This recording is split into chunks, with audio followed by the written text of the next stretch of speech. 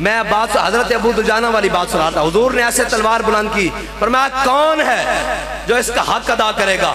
حضرت ابو دجانہ آ گیا ہے، کیا یا رسول اللہ اس کا حق کیا ہے؟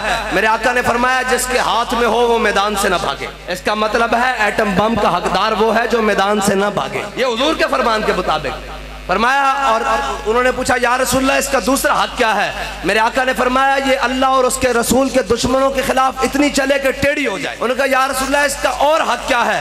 فرمایا یہ عورت اور بچوں پہ نہ چلے۔ انہوں نے کہا یا رسول اللہ اس کا اور حق کیا ہے؟ فرمایا یہ کسی مظلوم پر نہ چلے۔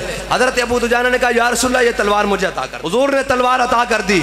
حضرت ابو دجانہ نے جب تلوار لی نا تو ایسے تلوار، پہلوانوں والی چال، آپ کو پتہ ہے پہلوان ایسے کر کے چلتے ہیں۔ حضرت ابو دجانہ والے نے حضور سے تلوار لی اور ایسے پہلوانوں والی چال، ہاتھ کھولے اور پورے لشکر کے سامنے ادھر سے ادھر اور ادھر میمنہ سے میسرہ اور میسرہ سے میمنہ ایسے کر کے چلنے لگے اور کہا الذی عاہدنی خلیلی ونحن بالصفق لدى النخیل اللہ قومت دہر فی القجول اضرب بسیف اللہ والرسول۔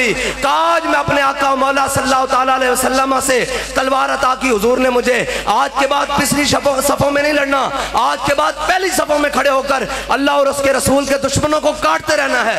جب حضور نے دیکھا نا کہ ابو دجانہ بڑی متکبرانہ تکبرانہ چال چل رہے ہیں، تکبر کے ساتھ چوڑے ہو کر، حضور نے فرمایا اللہ کو یہ چال بڑی ناپسند ہے، اللہ کو یہ چال بڑی ناپسند ہے، لیکن میرے دشمنوں کے سامنے پسند ہے۔